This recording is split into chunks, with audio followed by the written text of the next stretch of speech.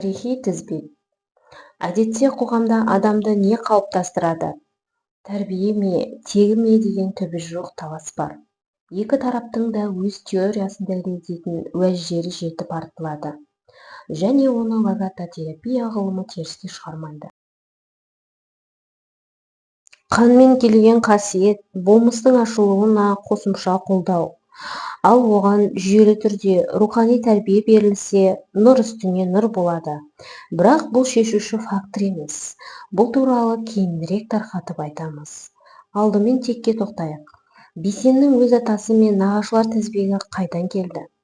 Ақсақалдардың айтуынша, Бейсеннің жеті атасы да молда болған адамдар. Бәрі де осы Жетісу өңірі, қазіргі Қызылжар ауылының төңірегін мекендеген. Руы қаңлы, қара қаңлы ішінде оңбай, оның ішінде Бадырақтан тарайтын жұрт. Бейсеннің өз әкесі Абай болғанымен шал кемпірдің қолында өскен. Атасы Жанысбек бауырына басып, Жанысбектің өзі пірге қол берген, уәзипасы бар, сөзі дуалы, елге қадірлі ақсақал болған. Жанысбек 8 жасында әке-шешеден жетім қалған. Өздері ағайынды 4 болған екен. 2 ұл, 2 қыз, Жанысбек, Байысбек, Гүлипа, Сара. Әпкелері 13 жасқа келгенде ұзатылып кетеді. Ал інісі 10 жасар кезінде қайтыс болады. Сөйтіп өзі жалғыз қалады. Жанысбек білімге ерекше құмар болған екен. Ауылға бір молда келіпті десе, бір жерде біреу бала оқытып жатыр десе, арнайы іздеп барып білім үйретеді екен. Байлар баласын оқытуға молда жалдаса, Жанысбек сол үйге барып қызметке жалданады. Қорасын тазалап, қи ойып, ақысына білім алады. Сөйтіп 6 жыл білім жиып, әптекке дейін жетеді. Сөйтіп жүргенде 1930 жылдардағы молдаларға қарсы зобалаң басталып кетеді. Жанысбектің артына адам түсіп, қуғынға ұшырайды. Ерте есейген бозбала бой тасалап, жекжаттарын паналайды. Сол тұста қапалда мал дәрігердің оқуы ашылып жатқан болатын. Мұны естіген салт басты, сабау қамшылы Жанысбек салып ұрып сол оқуға барады. Ол оқуды бітіріп, өмір бойы мал дәрігері болады. 1941 жылы соғысқа аттанып, 1943 жылдың аяғында ауыр жараланып елге оралды. Ұрыстарда батырлығымен көзге түсіп, Қызыл жұлдыз орденімен марапатталған. Бірақ өзінің ондағы ерліктері жөнінде ел-жұртқа да, бала-шағасына да жағы ашпайды екен. Тіпті Қызыл жұлдызды алғанын бала-шағасы бертін келе естиді. Харьковте аяғынан, Смоленскийде білегінен ауыр жарақат алған. Жарақатының ауыр болуына байланысты құжаттарға өлді деп те жазылып кеткен. Үйіне қара қағаз келеді. Ол кезде Шәкәрбану әжеміз 16 жаста екен. Байының өлгеніне көзі сенгенімен көңілі сенбепті. Бір күні әкесі келіп, «Қызым, өлгеннің артынан өлмек жоқ, тірі адам тіршілігін жасайды» деген. «Әлі жассың, төркініңе әкетейін. Мына жерде күн көрісің де қиын болар» дейді. Сонда әжеміз, «Әке, менің алдымда 2 ұл жастайынан шетінеп еді. Мені де сол шетінеген ұлдарыңыздың қатарына қоса салыңыз. Осы жерден кетпеймін. Байым өлсе қара жамылып, қайғы жұтып отырған жалғыз мен емес. Осы ауылдағы әйелдердің жартысы қара ромал тартып жүр. Құдай басқа салса баспақшыл деген жесірлікті жасса, мойынсұнғаннан басқа не амал бар» дейді. Әкесі, «Ендеше маған күйеу баланың анау ер-тұрманын бер, тәбәрік ниетпен алайын. Құр тұрғанша қажет бір іске жарасын» дейді. Қызы ер-тұрманды береді. Ол заманда ер-тұрман сияқты ат әбзелдері өте қатты дүние еді. Жанысбек қария да майданға кетерде бәйбішесіне, «Ер-тұрманға ие бол, біреу әкетіп жүрмесін» деп тапсырған екен. Кейін әскерден аман-есен оралған соң, баяғы ер-тұрманды іздепті. Сөйтсе Шәкәрбану әжеміз, «Шалау, сенің амандығың қылжа. Басың аман болса, әлі-ақ ер-тұрман жасатып аларсың. Бұрынғы әбзеліңді қайын атаңа беріп, өзімді айырбастап қалдым. Әйтпесе ер тұрман түгілі мені де жоғалтып алар едім депті. Жанысбек қарияның соғыста аман-есен қалуының мынадай да бір аңызы бар. 1930 жылдардан бастап Совет одағында репрессия басталды. Шағын ұлт өкілдерін бір елден екінші бір жерге көшіріп, қудалау науқаны жүрді. Сондай бір кезеңде еврей ұлтының бірнеше өкілі осы жетісу өңіріне жер аударылыпты. Қуғын-сүргінге ұшыраған барлық ұлт өкілдерін қазақ елі кері теппей бауырына басты. Наны мен айранын аузына тосып, басындағы күркесі мен астындағы көрпесімен бөлісті. Жанысбек қарияның да осындай бір жақсылығы өтсе керек.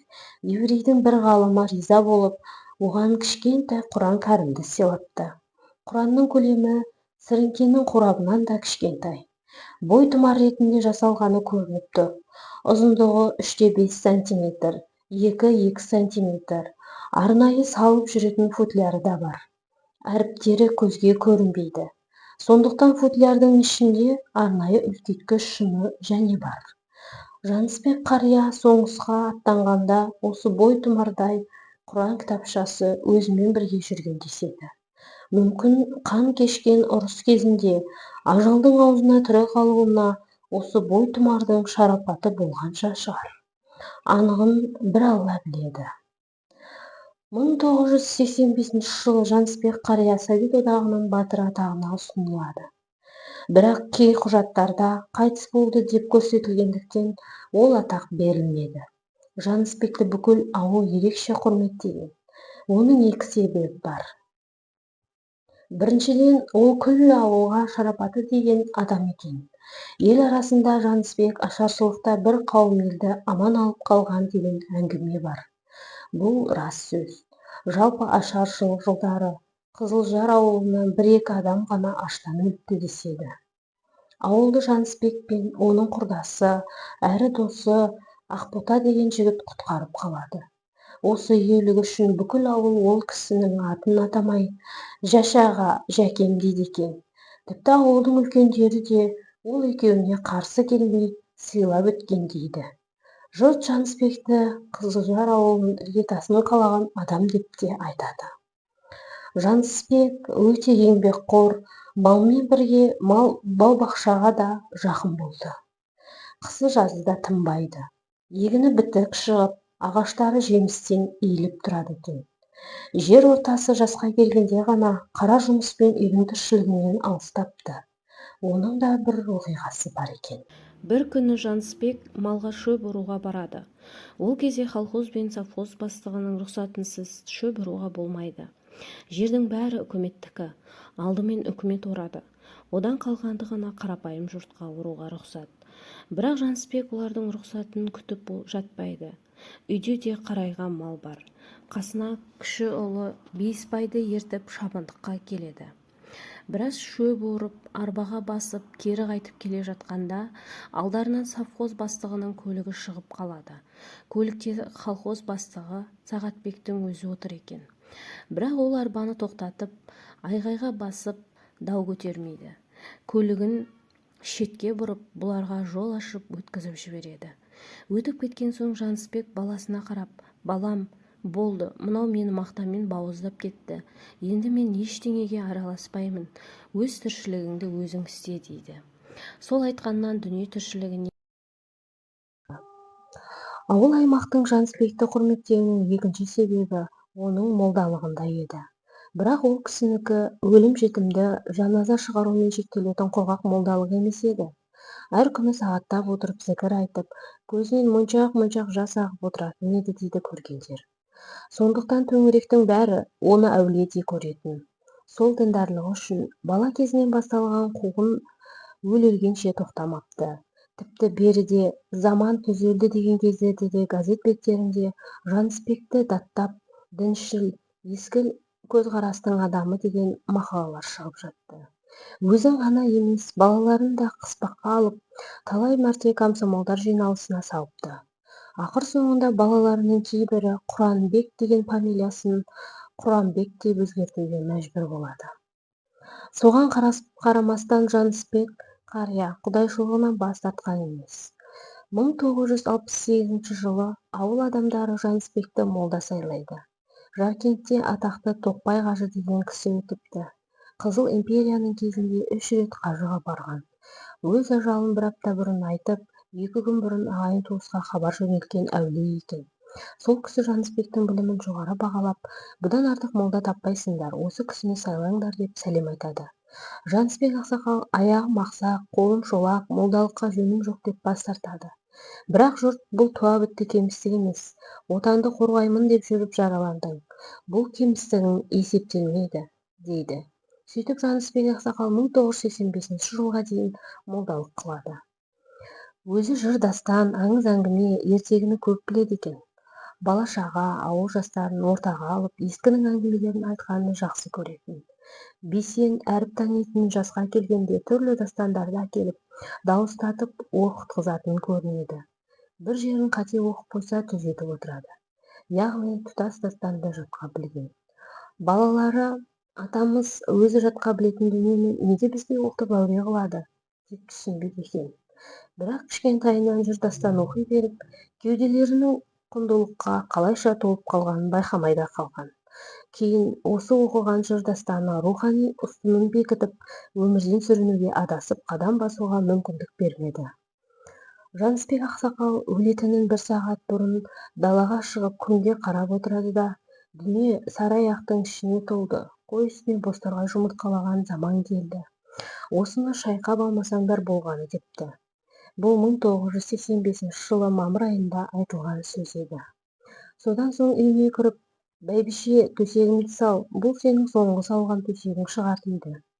Үйге қара молда Ысқақ деген кісіні алдырып, Ясин сүресін оқытады. Өзі соған ілесіп оқиды. Ысқақ сүрені оқып біткен соң Жанысбек бала-шағасына қарап, ұстамаңдар, қидым деп айтыңдар дейді. Балалары кезек-кезек қидық әке, қидық дейді. Сол кезде ол кісіде бір рет терең тыныстап жүріп кетеді. Бұл кезде Жанысбек ақсақал 90 жасқа таяған болатын. Жанысбек ақсақалдың туған жылына байланысты мынадай ақпарат бар. Білетіндердің айтуынша, қария 1987 жылы дүниеге келген. Бірақ 1916 жылы патша жарлығымен бұратана халықтардан майданға адам ала бастайды. Ол кезде Бірінші дүниежүзілік соғыс басталып, Ресей империясы әскері зор адами шығынға ұшырап жатқан. Жанысбектің жасы ол уақытта 18 еді. Байғұс баланы мән-мақсатсыз соғысқа кетіп, қыршынынан қиылмасын деп үлкендер оның жасын кемітіп жазады. Сөйтіп, құжат бойынша 1903 жылы туылған деп өзгертілген деседі. Бесеннің әжесі, Жанысбектің жұбайы Шәкәрман да құдайына жақын адам еді. Шын аты Шәкәрбану.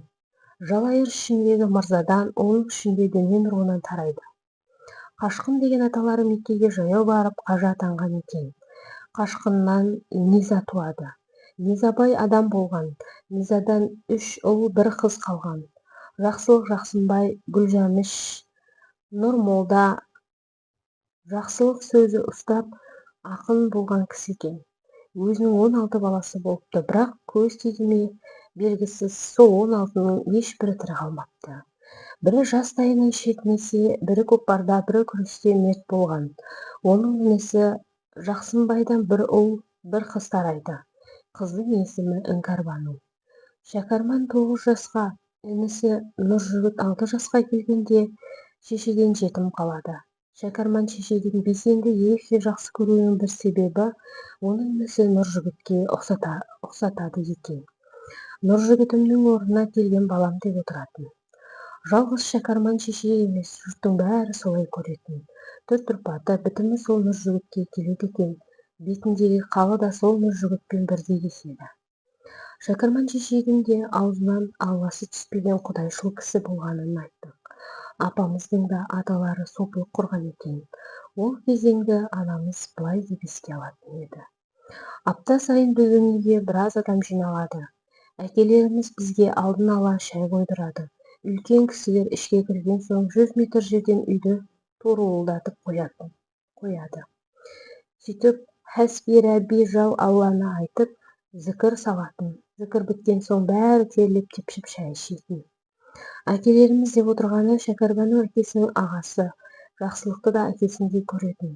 Ол кісіге бала тұрмай шетіне берген соң Жақсынбайдың балаларын өз баласындай көріп мейірленіп отырады екен. Шәкәрбану шешей де жасы 100-ге таяп Бақиға аттанғанша қолынан таспысын тастамай намазын қаза қылған жоқ. 90-ға таяған шағында жамбасын сындырып сүйек бітпесе де жаттығудың күшімен бойын көтерген адам екенін жұртшылық біледі. Жанысбек пен Шәкәрбану соғыстан бұрын отау құрған, бірақ соғыс аяқталғанша бала тұрмапты, шетіне берген екен. Жанысбек қарт соғысқа аттанып кеткенде Шәкәрбану шешейдің қолында нәрестесі болған екен. Бір күні майданда жүрген Жанысбек жұбайына хат алады. Хатта Шәкәрбану шешей үйдің тіршілігі қалай болып жатқанын, туған туыстың жай-күйін сипаттай келіп, соңында бір ауыз сөзбен бала аман деп қана түртіп қойыпты. Жанысбек бәрін түсініп қайтара жазған хатында бала шетінеген екен ғой. Бұрын хаттың басында жүруші еді, соңына түсіп қалыпты.